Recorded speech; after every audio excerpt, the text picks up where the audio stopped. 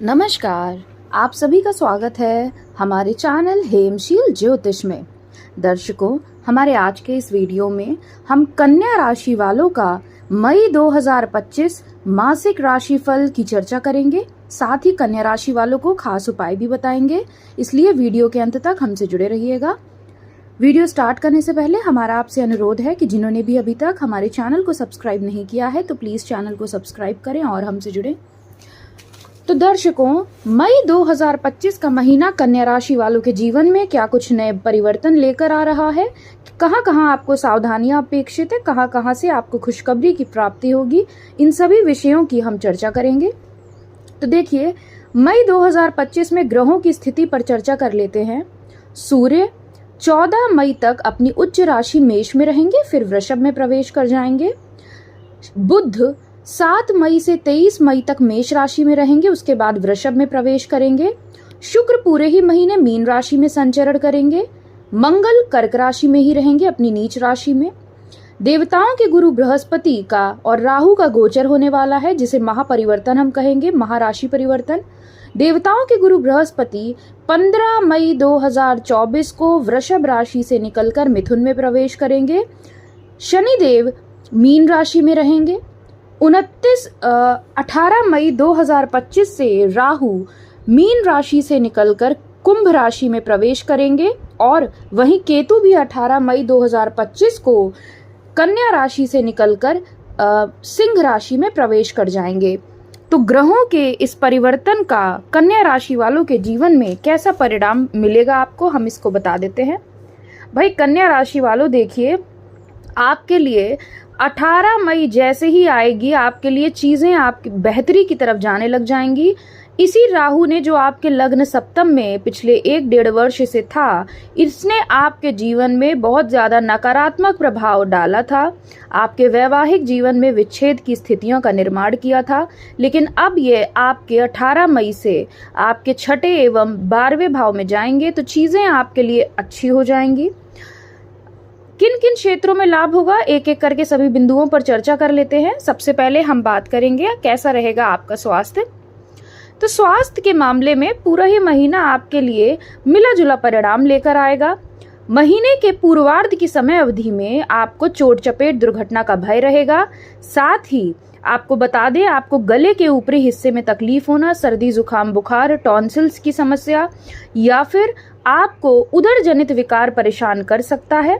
जो लोग एजेड हैं या जो महिलाएं हैं कन्या राशि वालों की, तो वे उनको पता चलेगा कि उनके कमर के निचले हिस्से में अचानक से दर्द हो रहा है, चाहे पैरों में दर्द हो, जोड़ों में दर्द हो या फीमेल रिलेटेड प्रॉब्लम्स हो। ये सब चीजें आपको परेशान कर सकती हैं। पूरे ही महीने कुछ ना कुछ आपको समस्याएं स्वास्थ्य से जुड़ी परेशान कर सकती हैं, तो आपको थोड़ा सावधानी अपेक्षित है और डॉक्टर को तुरंत ही दिखवाइएगा। अपना इलाज स्वयं इस महीने मत करिएगा, तो आपके लिए अच्छा रहेगा।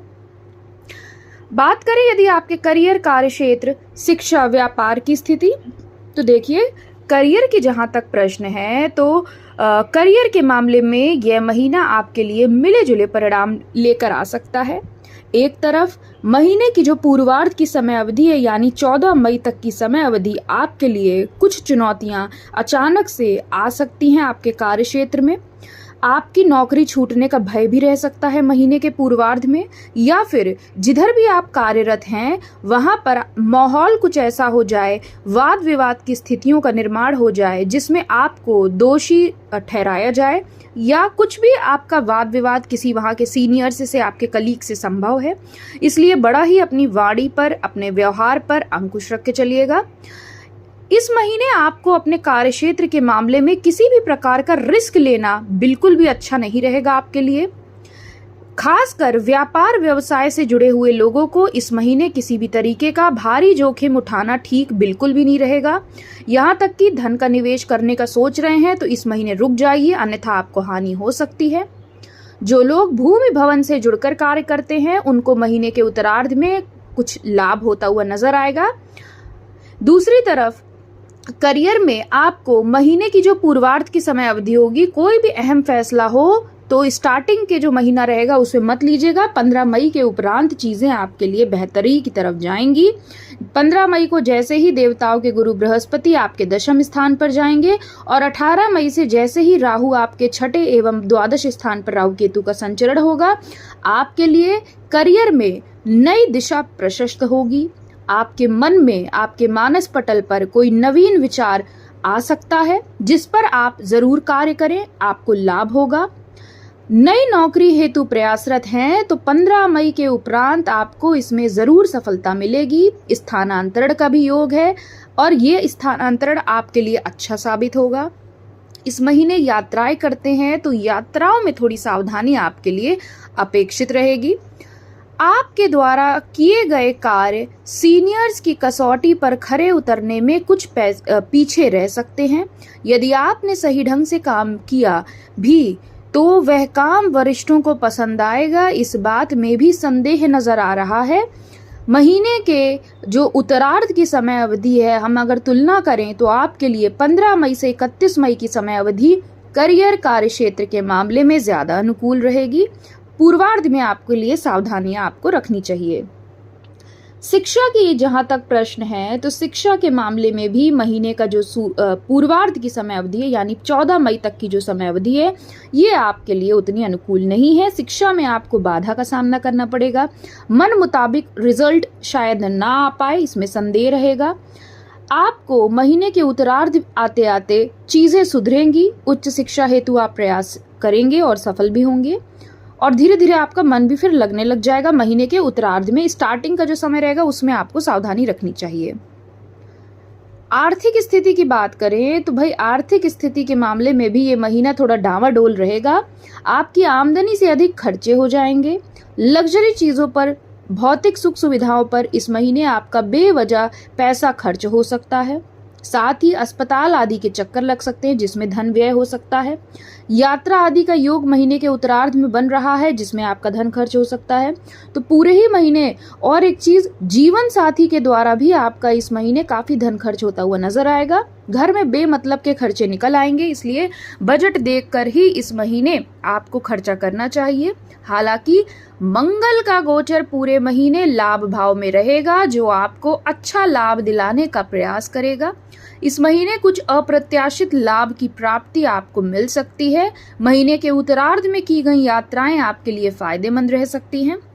हालांकि मंगल नीच के रहेंगे तो यात्राओं के दौरान कुछ कठिनाइयां देखने को मिल सकती हैं, लेकिन कोई चिंतादायी बात नहीं है। आगे बढ़ेंगे, अब बात करेंगे आपके प्रेम व दाम्पत्य जीवन की एवं पारिवारिक जीवन की।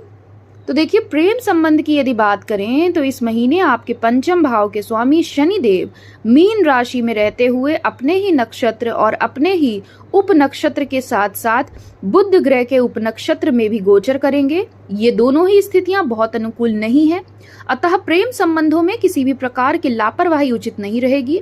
इस महीने अपने साथी की भावनाओं को ठेस मत पहुंचाइएगा। बोलिएगा कम और सुनने का प्रयास ज्यादा करिएगा। अगर आपका साथी आपसे कुछ शिकायत करता है तो उसको गौर से सुनिए और उसमें सुधार लाने की कोशिश करिए।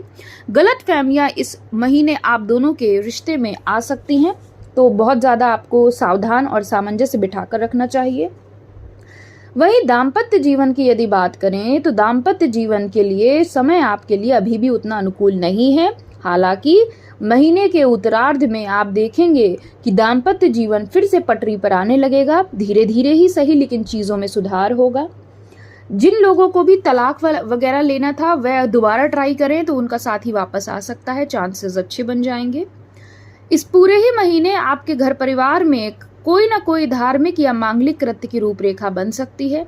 आपको अपने पारिवारिक जीवन में बहुत ज्यादा सामंजस्य बिठाकर रखने की इस पूरे ही महीने जरूरत रहेगी। भाई बंधुओं से विरोध का सामना करना पड़ सकता है। आपकी माता पिता से आपको अच्छा लाभ देखने को मिलेगा। माता पिता के आशीर्वाद से कोई कार्य बन सकता है। पैतृक संपत्ति का लाभ भी आपको महीने के उत्तरार्ध में हो सकता है। भूमि भवन का लाभ हो सकता है। तो ओवरऑल देखें तो देखिए, दाम्पत्य जीवन हो, प्रेम संबंध हो या पारिवारिक जीवन हो, आपको ही इस महीने सामंजस्य बिठाकर चलने की जरूरत रहेगी। अच्छा, एक चीज और, काफी समय से कन्या राशि वाले बेहद ही परेशान चल रहे थे, तो हम आपको बता दें कि आपके लिए एक खुशखबरी है। जैसे ही 18 मई बीतेगी, आप खुद ही हमको कमेंट सेक्शन में बताइएगा, 18 मई के बाद आपके जीवन में धीरे धीरे ही सही परिवर्तन दिखेगा। आपको ऐसा लगेगा आपके सर से किसी ने बोझ कम कर दिया है, क्योंकि अभी तक आप बहुत ही ज्यादा संघर्ष कर रहे थे। आपके मुंह से कोई परसी हुई थाली छीनने का कार्य कर रहा था। आपके मन में बहुत ज्यादा इनसिक्योरिटी थी, अज्ञात भय से मन ग्रसित रहता था, बहुत टेंशन थी, बहुत ही ज्यादा। अब उन सब चीजों से आपको फाइनली मुक्ति मिलने जा रही है, तो ये आपके लिए बहुत अच्छी खबर है। उपाय की यदि हम बात करें तो देखिए, नियमित रूप से भगवान गणेश की आराधना करना स्टार्ट कर दीजिए, आपको बहुत लाभ होगा। और दूसरा, काली गाय की सेवा करें, इस पूरे ही महीने आपको बड़ा ही लाभ होगा। तो कन्या राशि वालों, आपके लिए मई 2025 का राशिफल हमने आपको बताया है। आशा करते हैं आपको वीडियो पसंद आई होगी। ऐसे ही हमसे जुड़े रहिएगा। धन्यवाद। आपका दिन शुभ हो।